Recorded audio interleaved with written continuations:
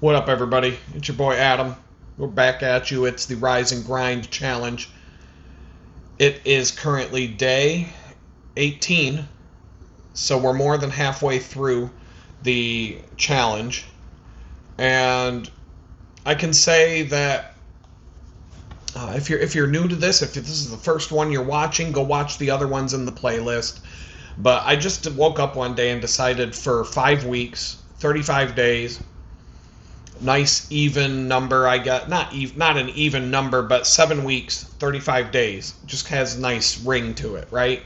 If I just try to get things done for that amount of time and just focus on that and kind of just block out everything else that's going on in my life, which is, enough. What can I actually get done above and beyond what I would normally do in a 5-week span? By just pushing a little harder and just not letting the day go by. Just sitting down, do something. When you're done with that, do something else until you just can't do it anymore. And see where you're at the end of the 5 weeks. So Sunday was day 16. I did a video at night. It was like 9 o'clock at night. Quick recap. It was my deep clean the house day.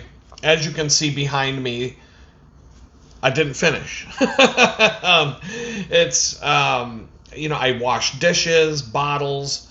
I did catch up on the plastic bottles that I store filtered water in.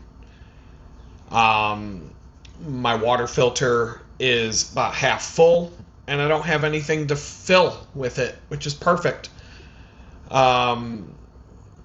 I did not get an Amazon delivery that was going to help me get some things done, but that's fine. I just, got a little irritated about it and moved on. I made my bed. I put some brand new sheets. I got 2 new sets of sheets. I made my bed, tidied up the area, vacuumed under and behind and all in the spaces that, hadn't seen a vacuum cleaner in a while.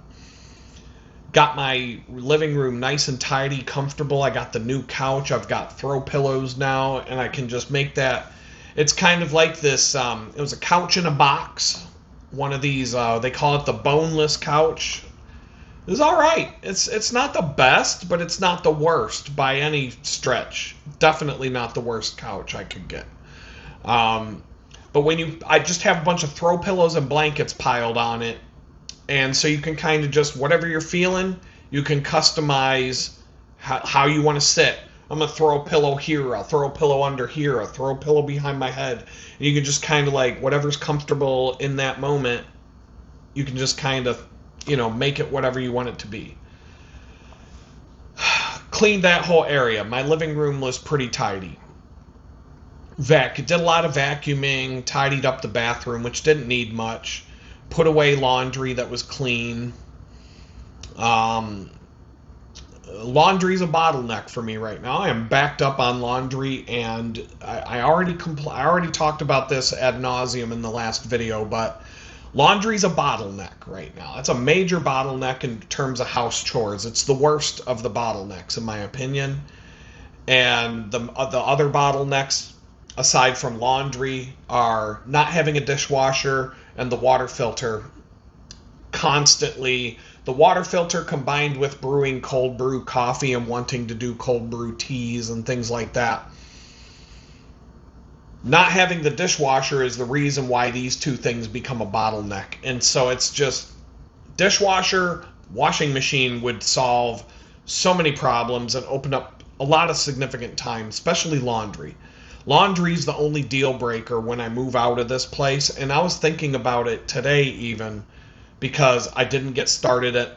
I realized it was like 11 in the morning and I hadn't started laundry yet. Crap. I have to start laundry before 10 a.m. or I cannot do laundry. That's one of the drawbacks of my current system. A regular washer and dryer in your house, it could be 10 o'clock at night. You could be like, I'm going to go wash a load of laundry. Wake up in the morning. Go throw it in the dryer, go to work. You know what I mean? You can just do it when you feel like doing it. Here in this situation, my choice is go to a laundromat or go through this cumbersome, tedious, all day long process where I've got to babysit them. I got to do stuff periodically over and over and over again throughout the day. And if I want my clothes to be dried and shoved in a box or a bin to fold and put away later, if I want that done by 5 o'clock in the afternoon, I have to start laundry no later than 10 a.m. No later. And that's if I'm going to be home all day. If I'm not going to be home all day, forget it. I have to be home all day to do the laundry. If I'm going to be gone for any length of time, forget it. Unless the only exception to that is I can leave the house once everything is hung up to dry. So if I can get everything washed and hung up on the ghetto clothesline before I leave the house, then it can take, I don't have to keep, it'll dry on its own. It dries faster if I'm here to flip things around and put the fan and do different things to make it dry faster. But either way, that's a bottleneck. That's a deal breaker. I realized when I was looking at this place that I moved into, I found this place really fast in my search for a new place to live. And I didn't want to move here. I tried not to move here. If you were watching the channel during that period of time, I was going on some long bike rides. 80-mile bike rides just to go 40 miles and look at a place, turn around, and come back home. I was doing some crazy stuff, trying everything in my power to not move into this place. And one of the main reasons why, among others, but one of the main reasons why is because I couldn't have a washer and dryer in here. There's no hookups. So I was willing to, all the other places that I looked at except for one had a washer and dryer. And that one was a really nice place, the one without the washer and dryer. And even that place would have even been a better situation for what I'm doing right now in terms of how I have to do the laundry.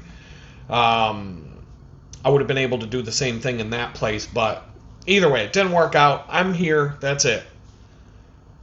I have plenty of time to look for the right place when I leave this place and move to something better. Laundry's no fucking way will I move into another place where I can't do laundry. Dishwasher would be nice. Don't need it. Laundry, can't do without. I'm not doing that again. I'm not doing this again. If I'm going to move into it, if I'm going to go to the trouble to move and take on the expense of a new place, it's going to cost a little more if I want a better place. 100% will have laundry right there. I'm not doing this again. Anyway, so I got the video done last night. You haven't seen it yet. It's 5:45 here on Tuesday afternoon. I still haven't made any of those videos live because it takes time. It's just a bunch of work, and it's a bunch of work I don't get anything out of. And I get you guys. I get my companionship with my people, and there's opportunities and things that happen because I've been doing this for so long. But YouTube can go suck a dick. There you go. Boom. Shadow ban. Lock. Tell YouTube to go choke on a dick, and boom, you just got yourself another shadow ban. Fuck them. I don't care. I hate Google. I absolutely hate YouTube. I hate every single thing about this company. YouTube, Google, the whole, this faceless monster. One of the most evil companies on the face of the earth. But here we are. We're all here. But I think most of us would like to go somewhere else. I don't think there's anybody on here that really wants to be here. It's just we're fucking stuck here. I feel like Elon Musk is the only person who could who has the resources and funding and capability to create an alternative space for a video platform that could actually compete with this monopoly. Rumble's not it. There's a few, all these other fly-by-night. You could take every single fly-by-night YouTube competitor and other alternative video platform, put them all together. There's probably 50 of them.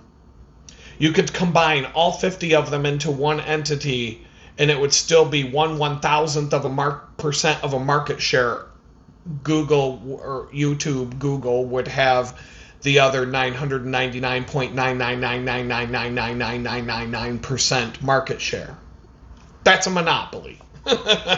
So if you ain't here, you ain't shit, and you can't, like, whatever. So I'm pissed off, and I'm like, I'm gonna do what I can do, but I'm trying to grind for 5 weeks and get stuff done. And if I'm pouring all my time into YouTube, like, I'm basically taking a break right now from doing other things. I just needed a break from what I've been doing all day. So I'm like, get on YouTube and bitch about YouTube for a minute. It'll be like you're chilling out and relaxing, but you're still being kind of productive. You're putting something on your YouTube channel, whatever. So I did the video on Sunday, and I had one more thing that I had to do, and boy, I did not feel like doing it. It was like 9:30 when I was done with that video. I went and chilled out for a bit. I went and relaxed for, honestly, it was half an hour. And then I was like, you know what, Adam, just get your ass up and go make that invoice. Put together an invoice for a client that I'm doing work for week after week. I've been typically sending out an invoice on Sunday night, but it's tough. I don't want to do it. And I got to go to the bakery the next day, and I got to this and that and the other thing. So I sat down. It takes half an hour to do these invoices. There's a reason for it. The reason that it takes a half hour kind of irritates me, but it is what it is. It takes me a half hour to put an invoice together for this job. And but I knew that if I did it, there's a 50-50 chance or better that I will get paid on Monday. And so I did it. Got it done. 10:30 out the door. And that was it. I went to bed. Or I didn't go to bed, but I wound down and eventually went to bed. So yesterday, day 17, halfway through the Rise and Grind Challenge. Halfway. I feel like I've been doing this for longer, but I'm halfway through the thing. And I do feel like some things are happening. I feel like I've accomplished some things. I feel like I'm doing better than I would if I wasn't trying to push myself a little harder. So I got up at 7 a.m. yesterday. I got ready. I went to the bakery. I drove. Did not want to ride my bike. And in fact, it was 55 degrees in the morning, which was fine. In fact, it felt a little warmer than that when I poked my head outside to see what it was. But I wasn't going to ride. And I drove in, which was nice because I had things to do after work that I was able to do yesterday instead of today. And when I left the bakery, it started sprinkling a little bit, and by the time I got home from running errands, it was raining. So I may have been caught in the rain. It was kind of like right on that knife's edge of, because I go fast. So it was like an hour and a half after I left the bakery, it was raining pretty damn hard.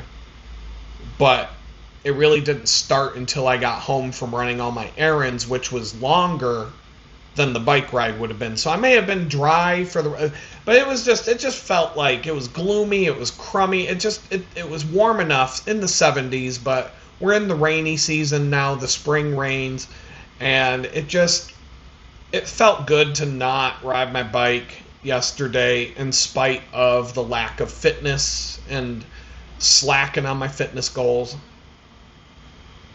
I worked at the bakery. It's a hard job. 8 hours. Um, Physically demanding job. It's mentally, it's nothing. I don't even have to. I don't have to use my brain to be at that place. You just go there and you do your drudgery. You toil for 8 hours. You get to go home. But boy, am I a wreck. Physically, I'm more exhausted when I get home when I don't ride my bicycle the 50 miles than I am when I ride my bike. And that's consistent, and I felt that yesterday.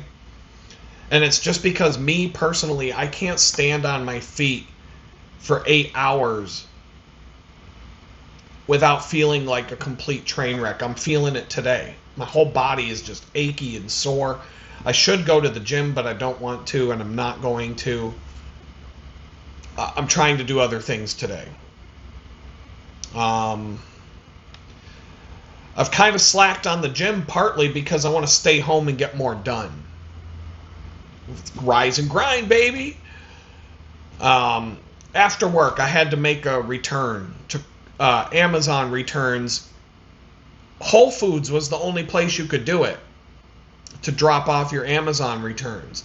Well, now they've added Kohl's to the mix. And I've got a Kohl's card. So I'm like, well, I do need some underwear. I need a couple of other little doodads, clothing-wise. Haven't gone clothing shopping in... Honestly, I don't think I've gone clothing shopping once since I've lived in Houston, but I have clothes. It's not like... It's not a high priority right now, but there's things that I'm running low on constantly.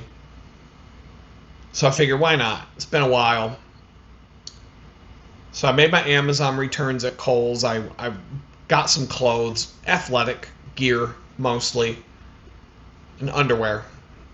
And, but I discovered, I'm telling you, the experience of being in a store, shopping in a store, was so bad that I've got at least a dozen new examples of why shopping in the stores suck. I'm just going to save it for a live stream topic. As you've noticed, if you've been watching the live streams every week, Wednesday at 6 p.m. Central, that no ads. You can watch. I'm usually on for 3 hours every Wednesday night. No ads if you show up to the live party. But if you show up late, you won't watch it tomorrow. You're going to be watching some ads. YouTube's going to shove a bunch of ads in your face, and I'm going to get my money. So, do what you want to do. But if you want to watch it ad-free, open to the public, peasants and all, Wednesday night, 6 o'clock, bam, Central. Live stream. So I pick a topic. And I go about 3 hours. The first hour is whatever. Usually 2 hours is on topic. So that's a topic. Shopping in the stores sucks. Like as a whole, I could talk about that for 6 hours straight and never come up with... They're just... Because they keep giving us new reasons why we shouldn't go shop in the store. I've got like... I swear to God, there were a dozen yesterday just shopping at Kohl's. Awful experience. Awful experience. I got some clothes and I never want to go back. I swear. And then I had to go grocery shopping yesterday. I've been going grocery shopping like twice a week. One big trip, one small trip. The big trip to get what I need for 1 or 2 weeks. The small trip to get whatever I ran out or forgot. And picked up a house plant. I had 2 house plants die. I've got a black thumb. I'm trying to be better. I like having plants in my house. It's just, decoration, and it's, I don't want pets. I don't want a cat. I don't want a dog. I don't even want to deal with fish. Plant is like the plant is the only living thing that might not die under my care, and that's like 50-50. But I do have a good idea based on things in the past that I have a good idea of what plants will die and what plants will live when they have to depend on me for survival. So there are certain plants that'll just grow no matter how bad you are. Some will die the second you neglect it. It's like a baby. That's, you know, you go a week without feeding a baby, it's probably gonna die. So, whoops, I forgot about that. Oh, that's what that noise was over there. Yeah. Well, the plants don't cry and let you know they're there, and sometimes you just forget about it. Anyway, I got a black thumb. I'm not good at it. Trying to be. We'll see what happens. Might be a good skill to have when the fucking economy finishes collapsing and we got to grow our food to survive. So maybe I should have something. I should have some potatoes or something to live on, even if it's like a week's worth of food. We'll see. I relaxed for a bit. I came home from the grocery store. I just threw everything back. I had some prepared foods, like chicken salad, ate, chilled for a bit. Then I had all these deliveries from Amazon that were late showed up for my house plants and some other things that I wanted to do on Sunday. Well, they were here yesterday, Monday. So I have this one plant that's like, it was going to die because I put it in this, I repotted it in it was already like, it outgrew this pot massively and all the leaves started to die because it was like, help me, Adam. It was way too big for the pot. And so it had to be. So I transplanted it to a bigger pot, but it didn't have drainage. So water sat in there. And then it was showing me like, too much water. It's like, bitch, come on, Goldilocks. First you didn't have enough water. Now you got too much water. Figure it out. Like, what do you want me to do? Well, what it wanted me to do was unplug the thing, but you go to Home Depot, Lowe's, and 6 other stores, you can't get a fucking saucer for a plant. You can't go to the fucking store and get the shit you went to the store to get. I'm pretty much done. I don't think I ever want to set foot in a... Clothing was something that I want to go to a store for because I don't like just trying on... Yesterday was an exception to the rule. I grabbed things I knew I didn't have to try on because I know they fit. I know the brand and I know how they fit. I know the size. Bang, bang, bang, out the door.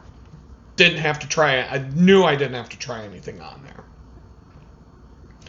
Normally, if I was going for like some wardrobe shopping, I'll grab 50 pieces of clothes. I'll just shop and shop and shop at a store like Kohl's or wherever I am. I'll fill a bin with clothing, and then I'll disappear. Even if they have a limit on the changing room, I don't pay any attention to that crap. I will take a pile of clothes and I'll sit there for like an hour and a half trying on clothes. 90% of the stuff I pick off the rack goes right back in the bin, and I end up buying... If I picked up 40 things to try on, I end up buying 5. Like, that's how it is with clothes. Put on some shirt. Oh, that looks fucking stupid. Fuck that. You know, it looked cool on the rack, not on me. So you go through that. I'm at the point with these stores, I don't ever want to go to a store again. I don't want to go to Target. I don't want to go to Walmart. I don't want to go to Kohl's. I don't want to go to Lowe's. I don't want to go to Home Depot. The grocery store is about it. The grocery store is about where I'm at. And I have done the online grocery shopping and have groceries get delivered here. It's convenient, and there's a place for that. I do like getting out of the house from time to time, and so the grocery store to me is kind of like, you know, I'm 50 years old, so it's like back in my 20s, I'd go to the bar and go party with my friends and get drunk. Now going to the grocery store is like the big exciting thing of the day. Ooh, I can get out of the house and go party at the produce aisle. And oh, look at that. Cabbages. Look at those. Oh, I got me some good organic carrots. Woo! Yeah. And that used to be the same excitement used to be from doing 3 shots with my buddies at the bar, banging the shot glass down on the bar. Now it's, ooh, organic carrots are on sale. Sweet, I'm going to get 2 bags. It tells you how times have changed, man. when you get older. So the grocery store I'll probably still do, but the grocery store is tolerable. H-E-B I'm okay with, and I'm picky about grocery stores. There's one grocery store that I'll even go out of my way to go there because I've latched onto that. I've latched onto a specific grocery store now, and I don't want to go anywhere else. Maybe there's a Walmart grocery store at the end of my road. There's like 3 things that I can get there that I can't get anywhere else, and they're cheaper than anywhere else. So every now and then I'll swing in there, but I'm like in and out. Get in there, 1, 2, 3, I'm out. Get the hell out of there as fast as I can. I can't stand that place. So it's like, I might just say, you know what? Maybe I'll just do that. I'll do delivery on those things. I don't know. Amazon could probably replace the stuff. I don't even know. I'm just trying to cut going to the store out of my life because I hate it so much.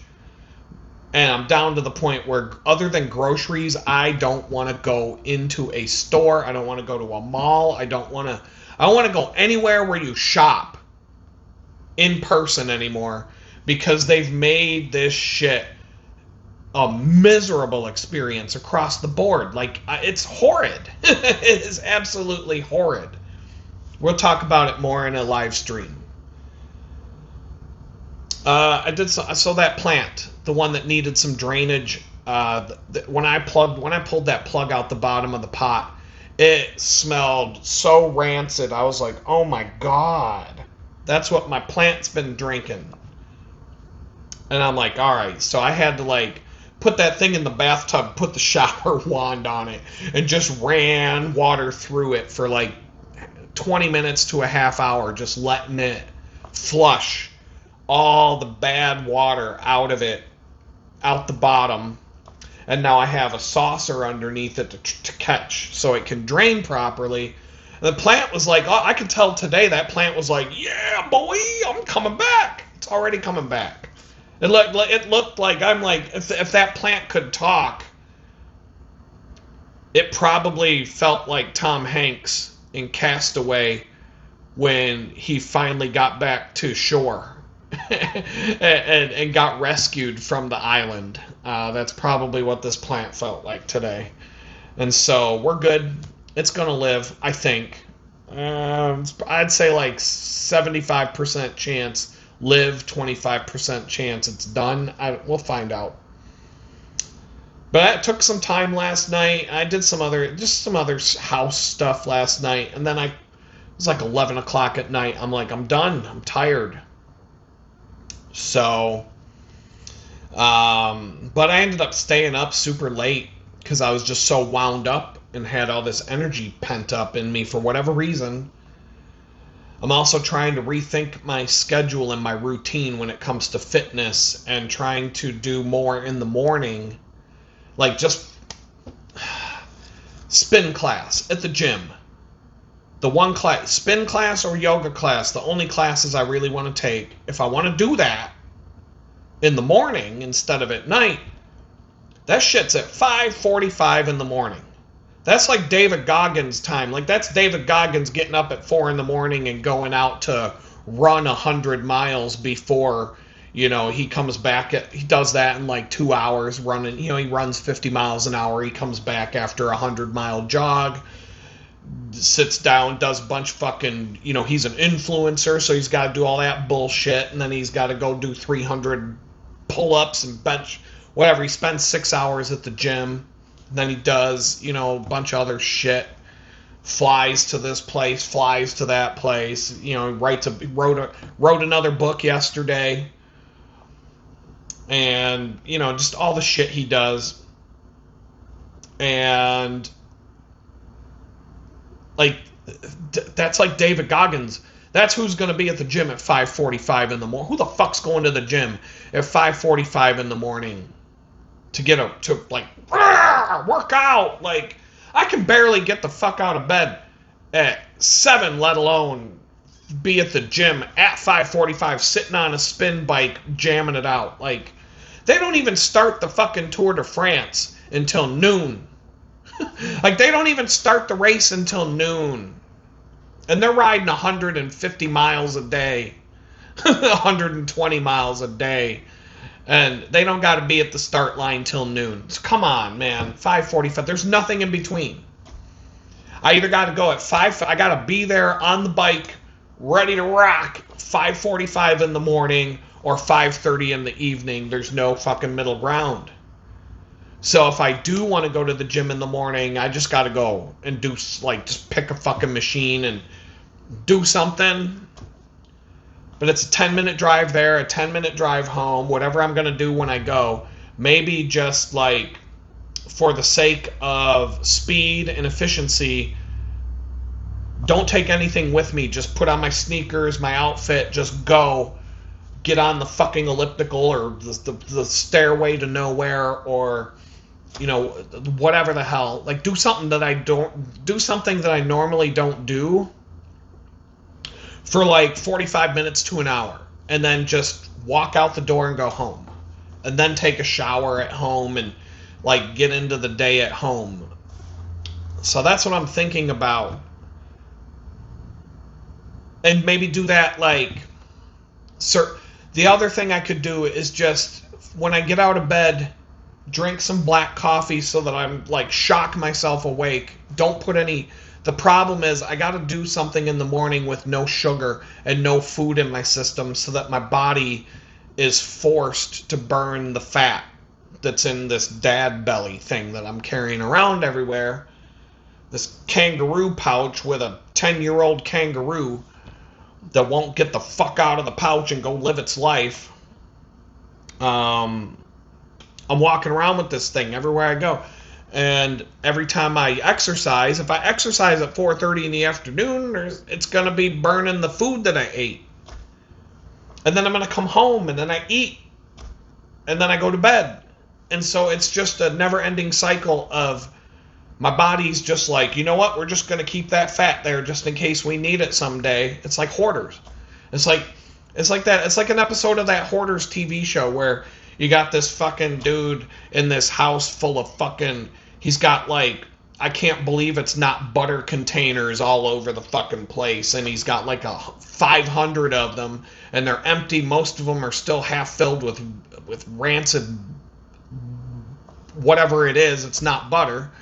So they're trying to throw them away. He's like, I need those! Those are my butter tubs! Give it back! Give it back! That's what my body's doing with all this fucking blubber that it doesn't need. It's like, bitch, you can get rid of that. Clean the house.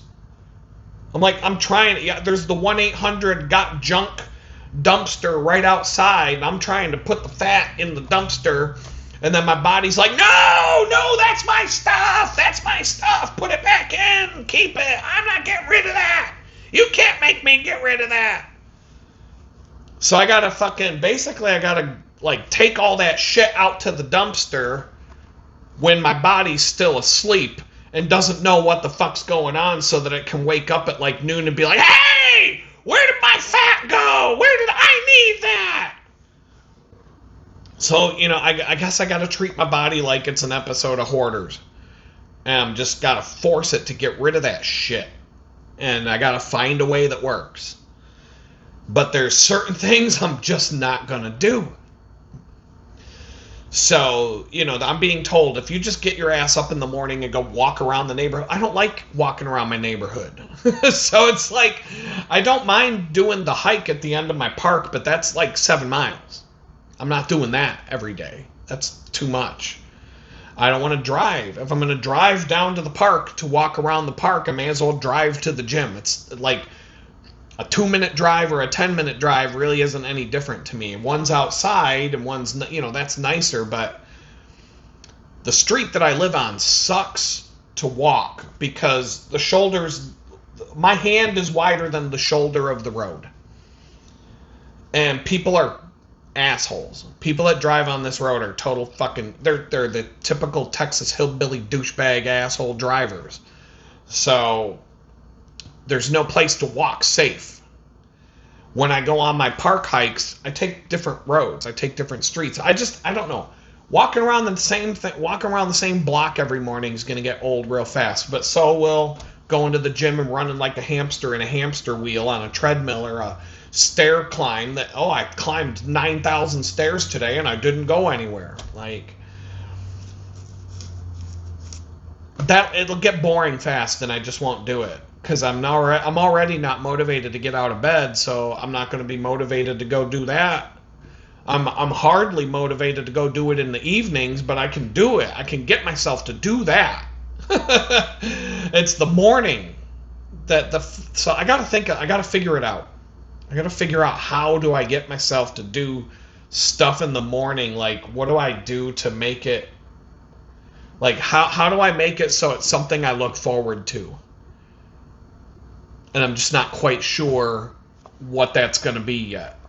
But I got to do something. Before this 5 weeks is done, I'm going to figure something out. I'm going to lose 2 fucking pounds. I'm going to lose something of weight before this damn challenge is over. So I've been thinking about that. And I spent last night thinking about that. I gave Sunday a rank of a 6 on a scale of 1 to 10. How hard did you grind? About a 6. And I gave yesterday a 6. How hard did you grind? Part of the reason why is because I just can't get up in the... I'm physically exhausted and can't get up in the morning. And I feel like that's... If I'm not getting up in the morning, a 6, 7 is the best you can do. But I do work late. I was working on a client project until 8:30, 9 o'clock, and then I did a YouTube video yesterday, and then I did Sunday, and then I did invoices. I didn't stop working until like 11 o'clock. So it's, I'm offset. I'm in a different time zone. I get up 2 hours later than everybody else around me, but I work much later. So I don't beat myself up too much about this. We're not all morning people. I'm okay with that. But if I could just get myself to get up in the morning, I would get some things done. There's like a certain zone and a rhythm I can get into in the morning if I can get myself to do it, that's better than what I can do in the afternoons. So that's what I'm trying to find. But it's not easy for me. I'm not a morning person. So that was... Yesterday and Sunday got a 6. Honestly, if I'm going to bust my ass for 8 hours for like bare minimum wage, that don't count for much other than like, I'm giving myself a little paycheck to go do some grocery shopping, get a little something on Amazon, whatever, a little treat, whatever. Fine. But I'm not, I could spend 8 hours sitting in front of my computer and be a lot more productive, even if I'm not getting paid for it. I could accomplish a lot. Today, I was beat. I was up late last night. Yesterday was physically exhausting, etc. I had a client meeting. I was late. I don't feel bad. He's not always on time. So it's okay. It went smooth. It was fast. It was just a check-in. Here's where I'm at. Here's what I'm doing next, etc. In and out. It wasn't very, it wasn't like this long, drawn-out thing. So after that, I sat down. It's been 2 weeks, give or take, since I did reconciling my bank accounts, credit cards, record all the transactions in my own system so I can know where the hell my money's going, how much money I have, how much money I need to come up with by the end of the month, and all that stuff. So I can see the full picture. And it's been 2 weeks, and once again, it took all day. It took all day to do that. All day from when I started to, maybe a half hour before I started shooting this video, I finished. It's become a bottleneck. I'm talking about bottlenecks here and there. So when I came out of prison, I use a tool called Notion It's a note-taking tool, but it's very powerful in terms of being able to build databases, relational databases. It's a lot like Microsoft Access, but it's in the cloud. And so I didn't have any money when I came out of prison, but I needed to be able to track, I needed to keep track of the money I didn't have. And so I set up an accounting database. I mean, it's not much different than Quicken, QuickBooks. It's very professional, and I've been using it for 2 straight years. And I have not had to make... The only changes that I've made to my accounting software that I self-made in the last 2 years was just adding new features. As if it's a piece of software that I developed myself. But it's running on top of another engine. It's not like I built this thing from the ground up using SQL, HTML, CSS, and setting up my own Apache server and figuring out what stack of technology and building an entire interface around it. I mean, you're leaning a lot on this software. But it's not something that I would suggest you do if you don't know. If you're not tech savvy, then forget it. Go do something else, because you won't be able to do this, and you certainly won't be able to troubleshoot if something goes wrong if you don't know a thing or two about tech. So, but I did it, and I've been using it, and it works great, and but it has its limitations, and Notion on top of that is a buggy piece of shit modern software. And there are bugs in this software that have existed for 5 straight years. The company won't fix them. Because every day, Twitter post, we just put new AI bullshit in your software. Oh, there's AI this and AI that, and you can have AI take your notes for you. You can have AI read your notes. Like, they're trying to make AI to where you don't have to fucking do anything anymore. You could be like that movie WALL-E, just a bunch of fat retards rolling around town on lazy boy chairs, and that's because AI did everything. Now you could just be a fat lazy piece of shit riding on a fucking lazy boy everywhere you go. You don't even have to fucking walk anymore because AI can walk for you. I'm fucking sick and tired of this AI bullshit. It has its place. It's a tool. But I'm sick. I'm really tired of all the software companies. They don't give a fuck about making the software usable. Basic bugs that are like breaking everybody's experience. Just basic fucking bugs that one developer could take 5 hours to fix. And they wait 5 years and they won't fucking fix it. Because they're like, fuck you, AI. We put AI in it. They got all the fucking developers running forward with all this bullshit and new features that nobody wants, but when there's a bug, there's nobody to be found to fix the bug. I'm like, why don't you fucking have AI go fix your fucking bugs then? If you want AI to do everything, have AI go fix the fucking bugs. I don't care, but I'm tired of it. So, between the buggy software that I can't do anything about, and just the fact that it's not a real piece of accounting software, and so there are certain things that take longer to do than it would if I was using QuickBooks, Quicken, one of these other tools. I finally made the choice to, like last week, I started digging in, and today, it took all day to do this. And I'm like, if I would just go and switch to Quicken Personal, the personal cloud version of Quicken, it's like $35 a year for a whole year. And I could probably do what it took me all day to do today in 1 to 2 hours max. Just because I won't have to be dealing with the fucking bugs that this software, the platform, Notion, is riddled with bugs. And it throws down my productivity. It lowers my productivity because I'm constantly having to deal with this bug over and over again. And on top of that, there are certain situations where I have to enter 6 transactions to track one thing, whereas in Quicken it would probably be like 2 to 3 entries max.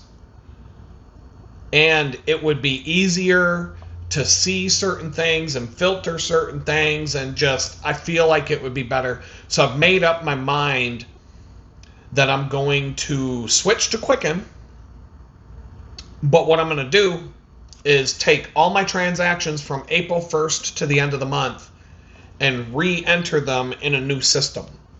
And what that does, so if you're trying to do accounting software specifically, but this is actually a good exercise. I could see how this applies when you're trying to switch software from something you rely on to something new. Sometimes it's more useful to redo a project in a new piece of software. When I switched from as a user experience designer, graphic designer for software, there was a tool everybody was using called Sketch. And all of a sudden everybody wanted to switch to another tool called Figma. They all suck. They're bug-riddled pieces of shit. It's like two bowls of turds. Which one smells the best? Well, everybody thought Figma smelled better than Sketch, so they all switched. Everybody. The whole industry overnight just decided we're switching. And so for me to get up to speed in Figma, it was quicker to take projects that I had done already in Sketch and just redo them in Figma. Not import them into Figma, which you can do, but redo them completely. And that taught me how to do everything in the app that I would need to know how to do. And it would show me where the limitations are, what bugs I'm going to be, because I'm trading one set of bugs for a new set of bugs. And they both suck, but they suck different. This one sucks here, this one sucks there, this one's good at this, but that one sucks at that. So you figure that out. It was a lot quicker for me to take an existing project and just redo it in another app, just to learn the app, than it would have been to try and build new stuff and design things in a new app that I don't know very well yet. And I would be quagmired into all this bullshit. I wouldn't be able to focus on design. So that's one example. Another example is accounting software. From April 1st to April 30th, 31st, I don't even know how, like, whoever came up with this calendar can go eat a dick. Because why does every fucking month have to have a different number of days? So I've just looked, it's 30 days. So from April 1st to April 30th, from April 1st to April 30th, if you use accounting software, you use QuickBooks, you want to try something else. You write everything down on a fucking napkin, you want to try using a computer now. Whatever it is that you do and you want to do, you'll be able to, like, in the span of a month, every single kind of transaction that I need to enter into a system will be represented in that month worth of data. From April 1st to April 30th. We're not to April 30th yet, but between the 1st and the 21st, which is today, I guarantee you every type of transaction that I'm going to need to do. Getting a paycheck, separating out the money that was deducted in taxes, recording the transfer from the payroll company to the checking account it got dropped into, transferring money from a checking account to a credit card to pay a credit card bill, buying something with a credit card, buying something with cash, taking out a cash withdrawal, and then buying something with cash, and then, putting the change in my change jar, and, buying something with a credit card, buying something with a debit card, paying for rent with Zelle or whatever you use, doing this thing on PayPal, selling some stock photography, having my stock photography money drop into PayPal, then transferring the PayPal to the other account, and all the things that you would do and want to track are represented in 1 month's worth of data, or generally speaking, a good chunk of that. So, instead of just like cold turkey saying, okay, I'm switching on this day, and that's it, everything stops here, everything starts here, I can create a Quicken account, and I can go through and just think it through. I can redo a month's worth of data and set everything up the way it needs to be and try to figure out how to do every single thing. And that's going to tell me within Sometimes it'll happen within a couple of days, whether or not this will work or not for me. And if it doesn't work, I know where I'm going to go. I know which one I'm going to use instead. But I don't want to use that one for different reasons. And but at least I know I've used it in the past. I know it would be a good upgrade from where I am right now. But I actually want to try something different. But within a day, honestly, if I'm really just line by line trying to redo all the transactions and make sure everything works and connects the way it's supposed to, and the transfers do what they're supposed to, and I can pick the categories and create custom categories and this kind of account and that kind of account, an income account and an expense account and all these things, I can do all that using a data that I already have as an example, and that'll very quickly. As soon as I run into a roadblock where I'm like, well, how the fuck what am I supposed to do now if they don't allow me to do that? It might actually be like, well, done, and throw it in the trash, and I wasted a day of my life figuring out that it's bunk. But it's better than like starting fresh on day 1 with something new and then finding out on day 25 that this is a piece of shit and I can't use it. Because I'll still have all that data will still be in my old system. And I can just keep using the old system for another month and try to find a new system. And so when I start using a new system, there will be 1 month of the old system that matches up with 1 month of the new system. And they will have an overlap where I was doing I was double dipping for a month. Putting the stuff here and then putting the stuff there. Just like I have a couple of projects that are in 2 different design tools. The exact same prototype.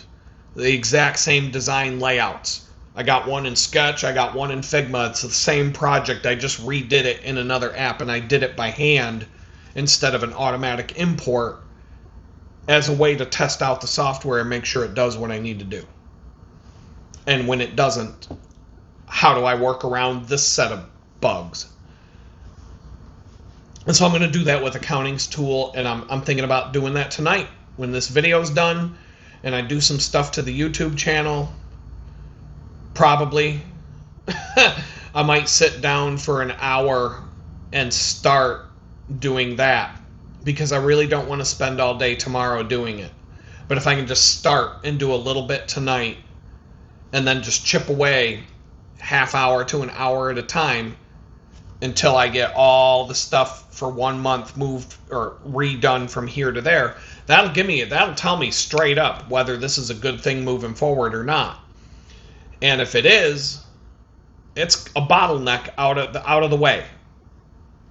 And I'll have 2 years worth of concrete solid data that I can export. I could probably export it and import it into another.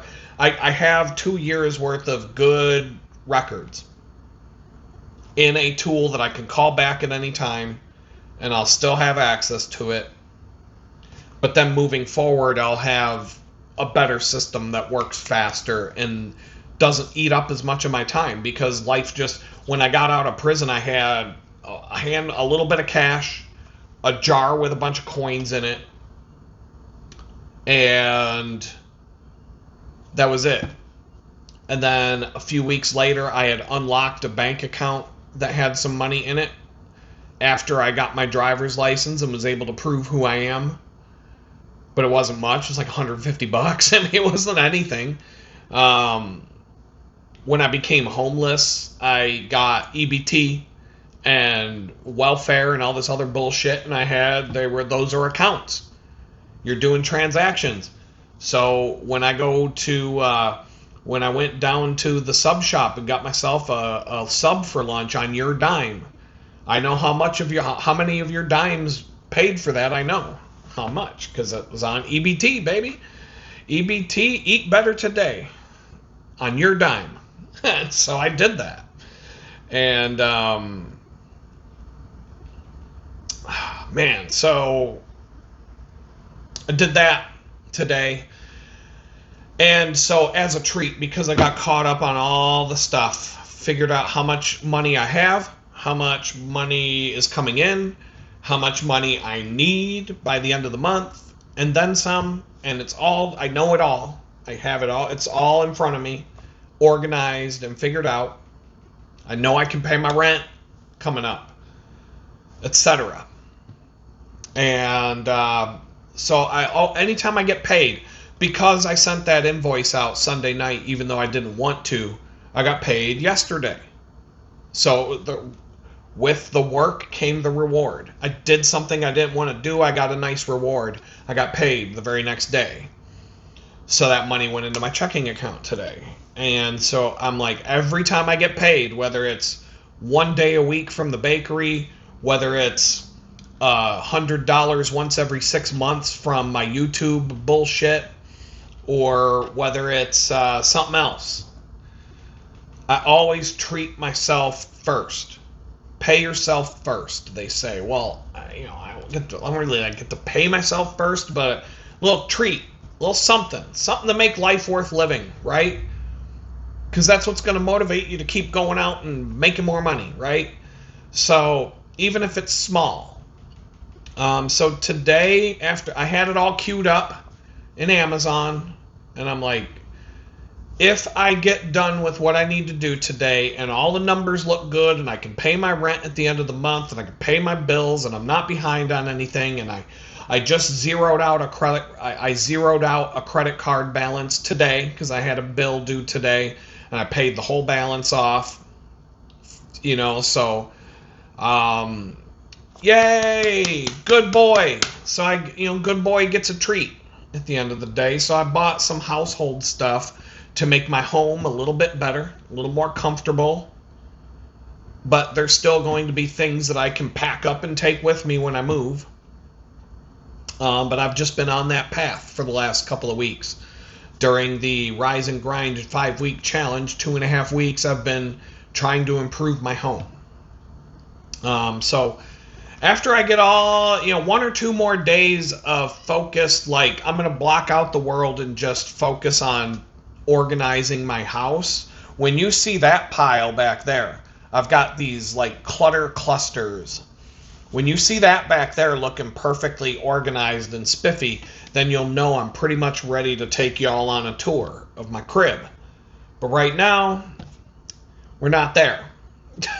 If I had company coming over and I had 15 minutes notice that, oh shit, so-and-so is coming over, I better make my plate, make sure the toilet's not nasty, make sure the dish, make sure it's not squalor. I could go beyond that. I could make my place look real nice. But there's going to be a pile of papers here. There's going to be that stuff back there. That ain't getting touched. And a few other little things. But it's not like... It looks like a normal house. Like a normal... before the crew from Better Homes and Gardens comes over to do the photo shoot, it's going to look like the house normally looks. It's not going to be like, it's not going to be like you were scrambling around the house. Like, when you see the tour, it'll be like Adam went around and made sure everything looked perfect because Better Home and Gardens is coming over to do a photo shoot. That's not going to be what it looks like every day, and of course not. Who wants to show that? So, you live in your house, and then you clean it up and you make it really nice, and you go, wow, this is a nice place, and then you go back to fucking it up. And that's how we do. That's how everybody is. So, anyway, I'm doing that tomorrow. It'll be another assembly project with some Allen wrenches and some probably... I always like to think it's going to take half an hour, but sometimes it won't. It'll look really sweet, though. And I'm honestly, I can't think of anything. Well, I'll take that back. There's always something else I can do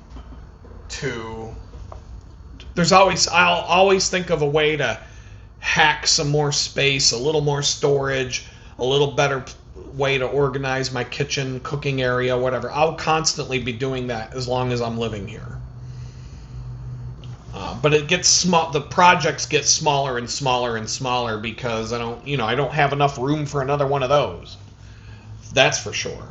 So, and I'll take you on a tour. And I'll show you, like, I went from being homeless. I'll show you some pictures of the homeless shelter. I'll show you what it would look like in the jail cell. I'll show you, like, where I was.